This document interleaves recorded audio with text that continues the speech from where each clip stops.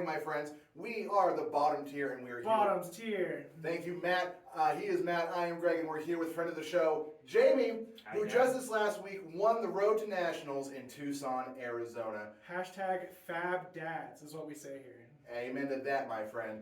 We are super lucky to have him here today. Jamie, why don't you say a couple of words to the nice people at home? Hi, y'all. How you doing? I'm super excited to be here. Let's take a look at the deck. Let's do it, guys. We'll see you in just a second. This is the deck, the Viserai, that I decided to bring to the Road to Nationals in Tucson. I used to be a big chain player, but now that he's hit Living Legend in CC, I had to find another deck to play. And I'm pretty comfortable with Runeblade and saw the Arsenal Pass list on YouTube. Decided to give that a shot with a couple very minute changes. And without further ado, this is it. So we got the main board right here, the main equipment suite. You got the Viserai, can't play Runeblade without Rosetta Thorn. And the great Grasp of the Arcanite, Aether Iron Weave, because we can no longer play Scaletta. Spellbound Creeper is a real MVP in the deck. And Arcanite Skullcap. I've seen a lot of lists run the new Crown from Uprising. I just haven't had a chance to test it yet. So we got it pretty split 50-50 between attacks and non-attacks for that Sonata Arcanics tech. And as you can tell, we're running the Belittle Minnowism list. It just performs much better against other aggro decks in the format with the Rising of Phi, other Viserais, and things like that. You kind of want to hedge those bets and kind of accept your poor matchup against decks like Oldham and whatnot. So for the reds, we have the Belittles, Swarming Gloomveil, MVP, the 3 Vexing Malice, the Spellblade Assaults, and the Drawn to the Dark Dimension. Just good, strong attacks for your reds. For non-attacks, we got the Minnowisms, 3 reds to search up with the Belittles, the Mordred Tides, because you're playing Viserai, get that extra rune chant generation. Mavrin Skies. Now we do run the Rainbow Mavrin Skies. It's our main source of go again, other than the boots. So those are really important. Revel in Rune Blood is just that extra oomph on those turns. It's especially great with the Spellbound Creepers to instant speed out, get an action point, make a bunch of rune chants. Sonata Arcanics, which, like I said, this deck is 50-50, so you should be hitting most of the time. But actually, it runs a large percentage of blue attacks. So when you Sonata, you're hoping to hit a blue attack for the pitch. So it's kind of something you get to set up. And then 1 main board, Runeblood Incantation.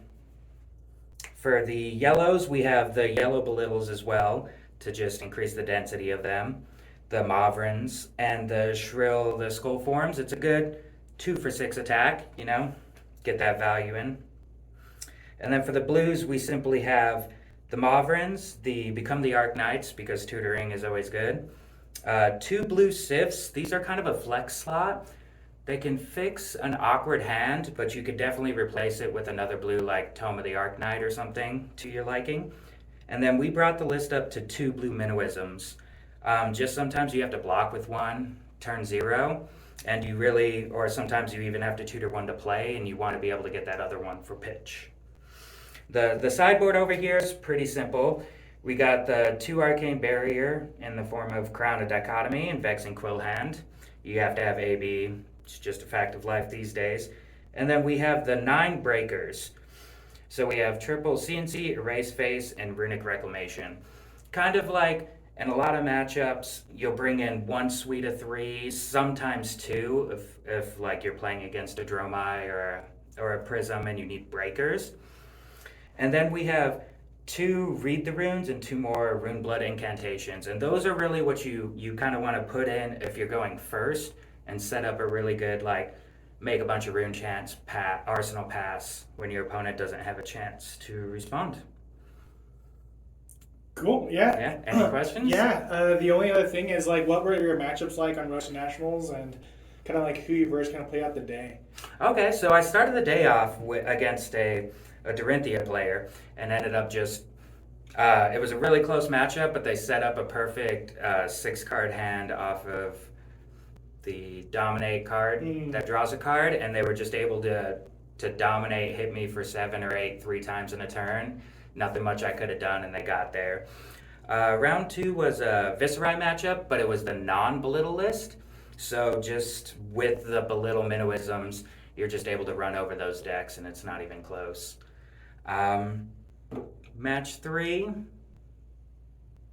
That's a good question. It was so much fun, you forgot about it It was entirely. so much fun.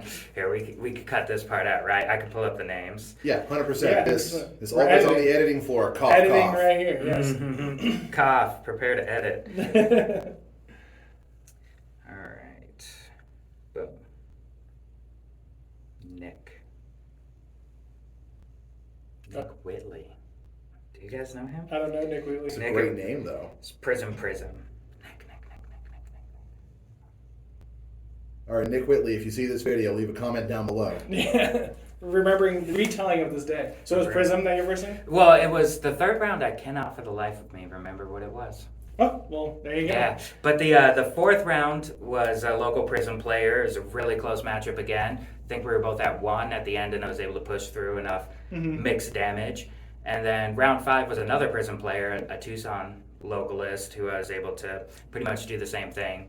With our breakers and our varied damage, Prism tends to be a pretty good matchup for us. Yeah. So what do you swap in? You put in the Command and Conquerors and a race face, obviously for the breaking with Prism, but what do you take out to add those in there? So for Prism, I actually bring in the Runic Reclamations and Command and Conquerors. I could see the argument for Erase Face to lose Go again, but I just like threatening their arsenal or blowing up an aura. When it comes into sideboarding in the breakers, I always take out the 3 red Spellblade Assaults. They're just like the perfect slot in. They're already a 2 for pseudo 6 because they make 2 rune chants.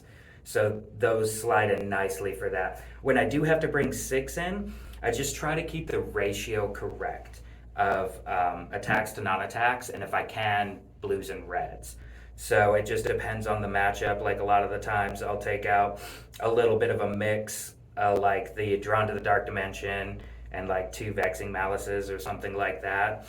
Or even sometimes I'll put in 6 breakers and only take out 4 attacks and just bring my deck up to the 62, just because those cards, they do mess up your consistency a little bit, but the consistency and tempo change to your opponent is greater than it is to you, so it's worth kind of fudging the numbers a little bit. You just got to kind of pro-con it and see what ends up working best for the flow and momentum. Exactly. And then, Jim, what are you running as your main blues there? I don't know if we went through them.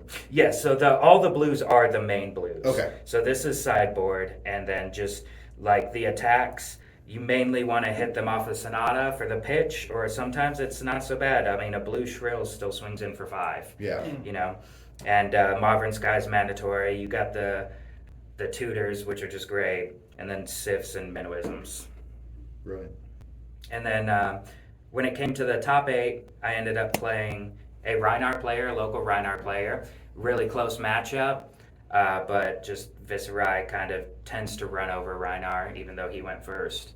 Then I played the same Prism player that I played in the 4th round, and match played out the same way. We both got to pretty much 1, but I was able to run him over. And then I played an old school Bravo in the finals, which was really interesting. A testing buddy, fellow FabDam team member Remley.